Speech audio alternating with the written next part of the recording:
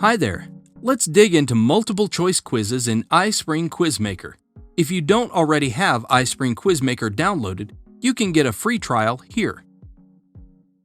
Once you have iSpring downloaded, open it. Now select that graded quiz option to launch the Quizmaker. Great! Now you get to choose what kind of question you want to add to your quiz.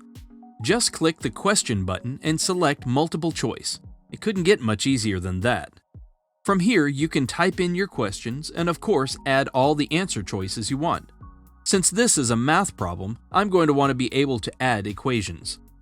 To do this, all you have to do is head on up the menu and select the Equations button, and you'll get all the options you need.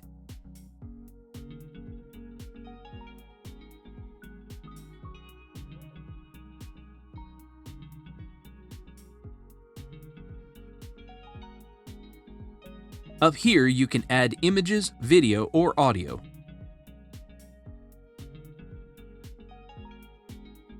Over here, you have additional customizations you can make if you want to.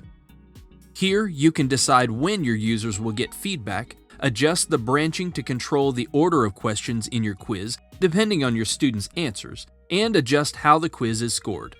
You can also choose how many attempts your students get to choose the correct answer, add a time limit to the questions, and turn shuffle answers on and off. And down at the bottom, you can change your feedback message for correct or incorrect answers, as well as score. You can even set it up to deduct points for a wrong answer. You can also select where to take your learners depending on if they give a correct or incorrect answer in the branching column. See, here I can choose to send the user back to the beginning of the group if they get the answer wrong. And that's how easy it is to create a multiple choice quiz in iSpring Suite. Let's quickly take a look at the preview to see how our quiz works. Looks pretty good.